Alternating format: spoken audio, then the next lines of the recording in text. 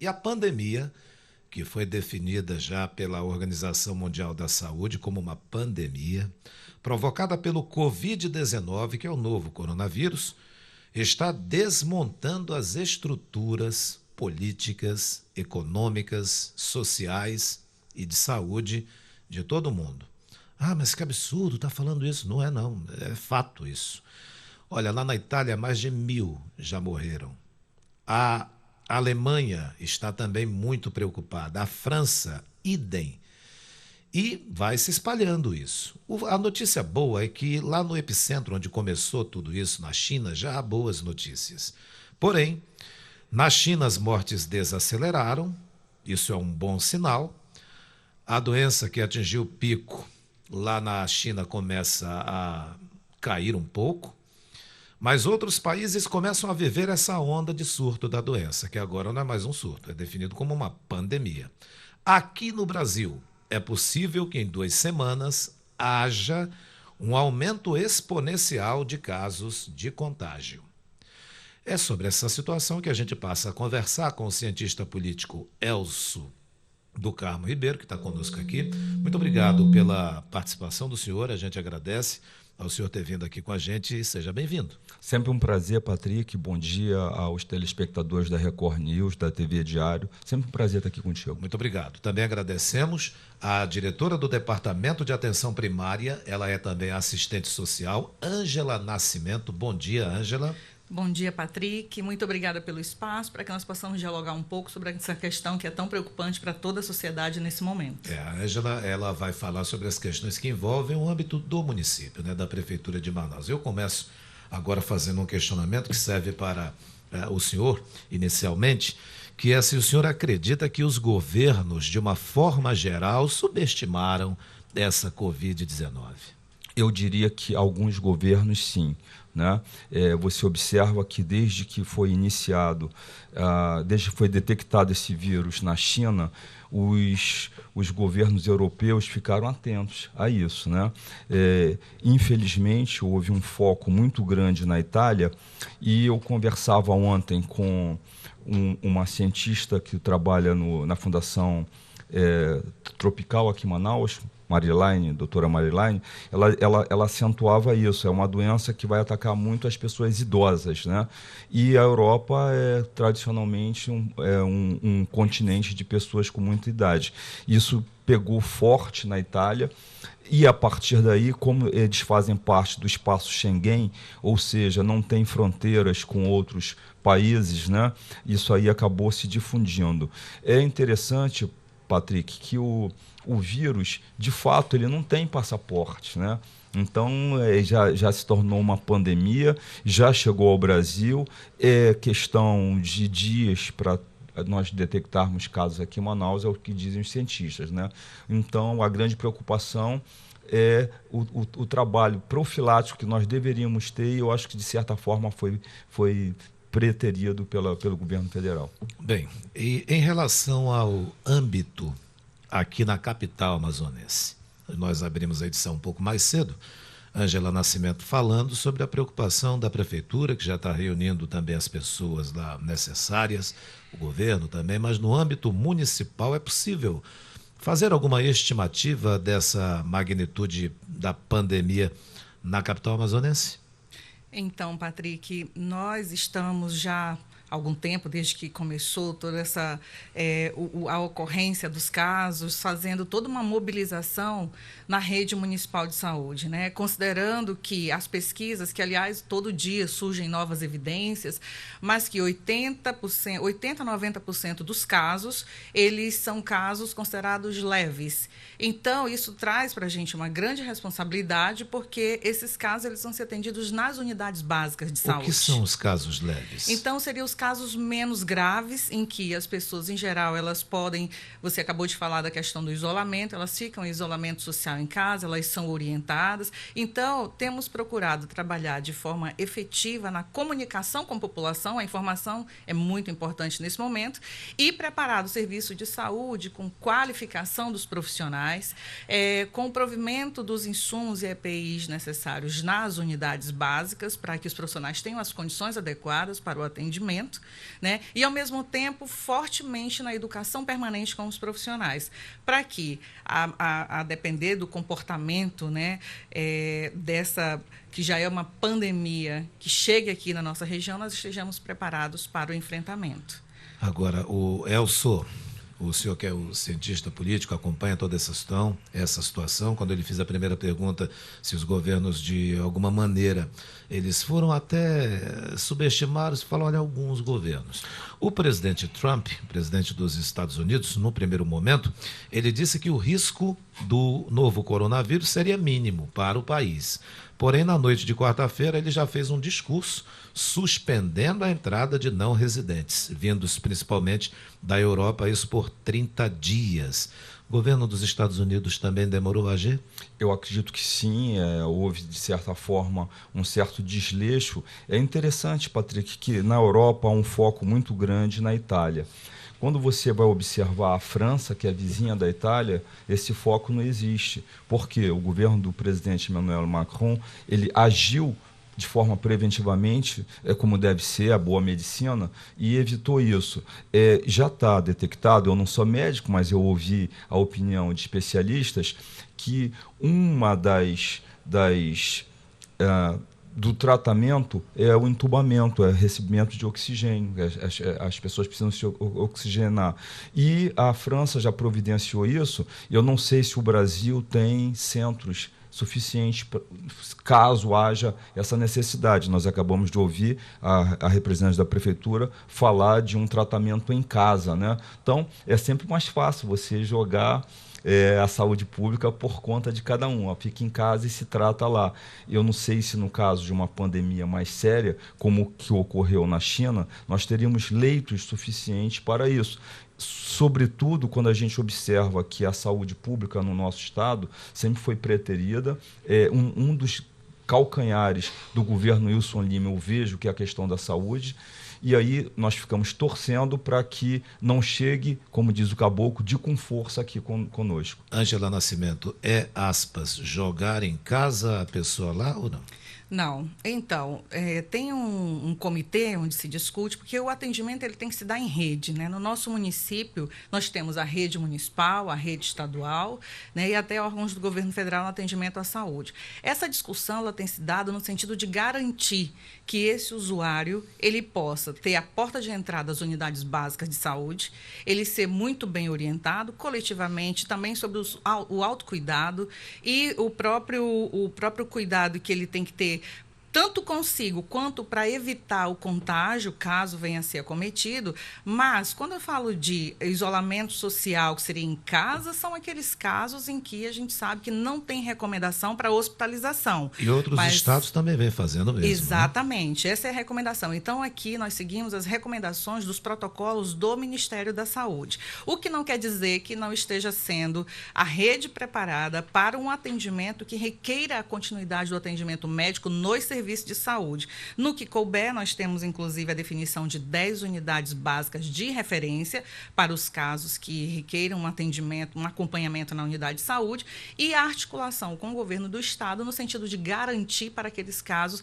de maior complexidade que precisem de uma hospitalização. Ângela, eu queria saber, tem algum acordo, porque nós observamos que Prefeitura de Manaus, prefeito Arthur Neto e governador Wilson Lima não sentam muito para conversar, não há uma ação conjunta dos dois. Neste caso, vocês têm conversado com a Secretaria Estadual de Saúde? Como é que como é que estão as tratativas? No âmbito técnico, tem a discussão permanente num centro, né, que é de referência, onde há reuniões semanais para discutir o plano de contingência. Nós temos um plano de contingência municipal que ele está articulado com o plano estadual, né? Então, como eu falei, nós não temos condição de garantir para o usuário todo o segmento do seu atendimento na rede, desde a atenção mais, digamos, elementar, a porta de entrada, né, que não é tão simples assim, é complexo, mas é o que chamamos de unidade básica de saúde, até o percurso desse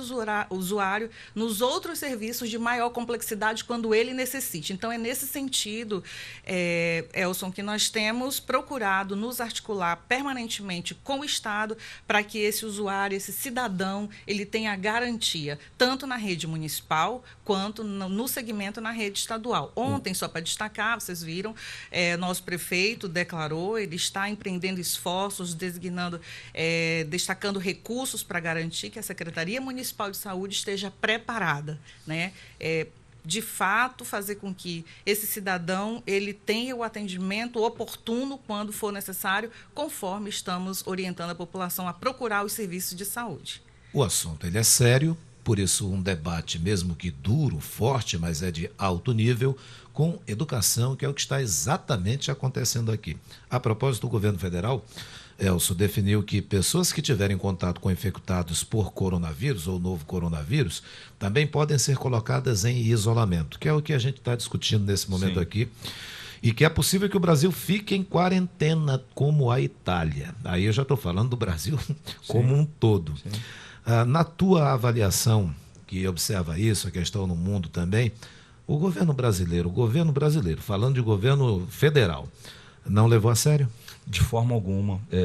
Quer dizer, com certeza não levou a sério. O presidente Bolsonaro, no primeiro momento, até contrariando indicações do ministro Mandetta, ele minimizou o efeito desse dano. Até a última viagem aos Estados Unidos, quando o seu próprio assessor de comunicação foi detectado que teria contraído o vírus, e aí parece que houve uma mudança de discurso, vendo que sim, há um certo risco. Eu acho que a gente não tem que ser alarmista, mas ao mesmo tempo temos que ter o pé no chão. O que se mostra, eu estava ouvindo vocês falarem ainda hoje de manhã, a taxa de letalidade não é a maior, né? Parece que 2% das pessoas chegam ao óbito. Só que em alguns grupos esse número se eleva muito, principalmente com os idosos, né? Então a gente tem que ter muito cuidado e nada de ser displicente em relação a isso. Bem, ontem nós tivemos um caso que dominou as redes sociais. O caso de um servidor da Polícia Civil que estava na Europa, estava em quarentena, mas mesmo assim foi lá na Delegacia Geral levar o atestado médico em mãos lá no local. Quando as pessoas lá souberam, tem até vídeo nisso daí, vídeo dessa informação circulando nas redes sociais, aí foi aquele pânico. Porque quem estava lá e teve contato com ele, disse E todas essas pessoas foram orientadas a terem suas precauções. Aí, Ângela Nascimento, Manaus, a gente já tem notado, a gente tem com essas informações aqui, tanto Estado quanto município estão aí com ações para evitar grandes aglomerações. Mas em relação àquelas outras doenças que matavam até mais, aquelas outras que chamaram a atenção, como a H1N1 lá atrás, que movimentou o mundo também. Aqui na capital, como é que estão os números dessa situação do Covid? Vocês têm dados sobre isso? Então, antes de tudo, eu queria resgatar aí o que você colocou, esse exemplo do atestado, né? Isso ilustra bem o que falávamos anteriormente sobre a corresponsabilidade do cidadão, né? Nesse caso, ele estava sem sintomas, né? Então, ele deveria ficar no isolamento social e evitar tudo isso que aconteceu. Aliás, deu uma grande repercussão, né? Então, no caso dos números, realmente eu não trouxe números aqui sobre outras questões para você, não estou com o boletim aqui em mãos, mas nós temos, já está anunciado, a preocupação com a questão do sarampo, por exemplo, né? Alertando a população para que realmente procure o serviço de saúde para imunização. Nós falamos muito agora do coronavírus, mas tem outras situações como as síndromes respiratórias agudas, graves, que também podem levar à morte. E voltando para essa situação do coronavírus, destacar realmente essa grande preocupação com a comorbidade. Então, o idoso, né, é muito preocupante, é preciso que tenhamos todos os cuidados. As pessoas que têm outros agravos, como hipertensão, diabetes, elas são suscetíveis a uma maior gravidade no caso do acometimento do coronavírus. Então, todo cuidado é importante. Só um destaque que eu queria fazer também, já que nós falamos da articulação com o Estado, é que, como sempre, a saúde ela não depende só do setor saúde. Então, nós temos procurado fazer uma articulação articulação com outras áreas, com outras instituições, com a educação. A educação tem sido super importante, a articulação com as escolas, onde a gente tem uma grande concentração de jovens, crianças, adolescentes, e essas parcerias com outras instituições, elas são fundamentais. É importante chamar a atenção para que todos estejam atentos, colaborem no sentido de que nós possamos unir forças e evitar que seja uma situação mais crítica, né? Acho que a gente pode trabalhar nesse sentido, de mãos dadas, articulando todas as instituições. Manaus já tem algum caso confirmado? Não, ainda não. As informações, elas mudam a todo momento, né? Não temos ainda caso confirmado. Elson, nós temos uma fronteira aqui na nossa região amazônica que ela é praticamente aberta, se ela não for totalmente aberta. O Brasil aqui na Amazônia faz fronteira com o Peru, com Colômbia, tem essa tríplice fronteira. E mais em cima do mapa nós temos a Venezuela. Peru, Bolívia, o Brasil é o país que tem a maior extensão de fronteira com os países da América do Sul. Ele só não faz fronteira com o Equador e com o Chile. Gera uma vulnerabilidade grande. Se você observar, ontem o presidente da Argentina já fechou fronteiras para voos internacionais vindos da Europa e do Irã também, né? Ou seja, está tentando de forma preventiva evitar o pior, né? Agora, o vírus ele não tem passaporte, né, Patrick? Então é delicado. E aí, mais uma vez, a gente volta para uma questão de déficit do Estado.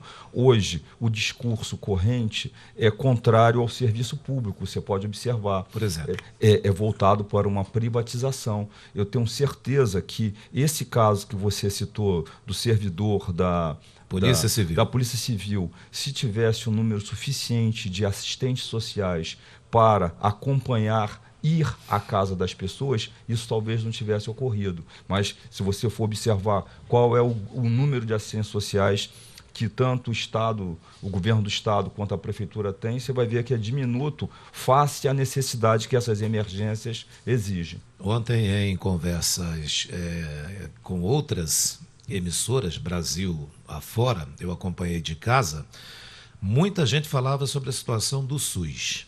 O aspas, sucateamento do SUS, fecha aspas, o perigo do que hoje a gente está vivendo também. Trazendo para a situação de Manaus, Ângela Nascimento, eu gostaria que você falasse quais são esses grupos de risco. A gente está focando muito no idoso, né? Isso. É só o idoso? A gente, na verdade, é importante destacar, acho que se falava anteriormente nisso, todos temos que estar alerta, né? Todos são... É um vírus, é novo relativamente, a gente não tem tanto conhecimento assim, as pesquisas a cada dia elas aumentam, não se tem certeza ainda como vai ser o comportamento aqui na nossa região, tem questão do clima, vocês veem que todos os dias surgem novas pesquisas, novas evidências, né? Para que se tenha mais propriedade no sentido de entender melhor esse comportamento. Mas já tem evidências de que, efetivamente, esses grupos que têm, como eu falei, tem as comorbidades, pessoas que já têm alguns agravos, como hipertensão, diabetes, as pessoas, os idosos, crianças, isso é muito importante, mais idosos, né? Na verdade, alguns já falaram, é uma doença que mata idosos. Não é exatamente assim, não é só idosos, mas a maioria do que se tem observado das pesquisas mostra isso. Então, é um foco maior, mas importante destacar. Todos têm que estar atentos e o autocuidado é fundamental. Lavar as mãos, né? Água e sabão de forma frequente. Não tendo água e sabão disponível no momento, o álcool gel é fundamental, né? A questão da etiqueta da tosse para não ficar espalhando, né? Quando espirrar, quando tossir. E esse autocuidado, ele é um complemento importante dentro do que também a rede de saúde tem que se organizar para dar, ofertar o atendimento adequado para a população. Ângela, procede a informação de que ao lavar as mãos seria o tempo de cantar o parabéns para você, que não pode ser muito rápido, você canta o parabéns para você, lavando as mãos, procede isso? Na verdade, não pode ser uma lavagem de qualquer jeito, né? Tem que realmente ser cuidadosa. Qual é a maneira correta? A senhora pode fazer, aproveitando as imagens aqui, não digo sem água, mas fazendo... Isso, né? Isso. Lava as mãos, entre os dedos, né? Você, coloca aqui... A unha unha fechadinha. As unhas fechadinhas aqui, na que é para palma da também. mão. Vem até aqui, ó, o antebraço, a palma da mão, enxágua bem. Então, não basta ser de qualquer jeito, né? Tem que ser com cuidado para que, de fato, você tenha. É o parabéns para você. A evidência do parabéns, eu não tenho exatamente esse paralelo, mas provavelmente chega perto. Você pode fazer mentalmente na sua casa, cantando mentalmente ali, fazendo. Agora, Elcio, a gente já está chegando ao final da nossa entrevista também, Ângela, mas durante a Copa do Mundo, uma palavra ficou muito conhecida no Brasil. Padrão Copa, padrão FIFA, aliás, e legado, tanto da Copa quanto das Olimpíadas. O senhor é um cientista político. Essa questão do novo Covid, o novo coronavírus, pode deixar que, aspas, legado, fecha aspas, para o brasileiro que não tem costume de organizar a sua mão, direito de lavar a sua mão. Acho que muita gente está lavando a mão mais do que o tempo de vida que tem. Está tendo essa preocupação. Esse seria o legado, a preocupação também de saber tossir no antebraço e não jogar aquele jato lá para todo mundo. Teria algum legado? Patrick, isso passa pela educação, né? Pelo direcionamento. Isso aí são normas de trato social que a própria polidez deveria filtrar. Agora, eu acho que o grande legado é mostrar a nossa deficiência. O ministro Mandetta acabou de declarar que vão ser contratados 5.000 novos médicos, né? Isso mostra que o Estado brasileiro precisa, sim, de servidores públicos especializados, capazes, e a gente não pode deixar tudo na mão da iniciativa privada. Eu garanto que a grande maioria desses casos vão parar na rede pública de saúde. Elcio do Carmo, cientista político, e Ângela Nascimento, assistente social e diretora do Departamento de Atenção Primária da Prefeitura de Manaus. Muito obrigado a vocês, que a gente espera que vocês nós possamos contar com vocês em outras oportunidades. Obrigado. Viu? Sempre um prazer estar aqui.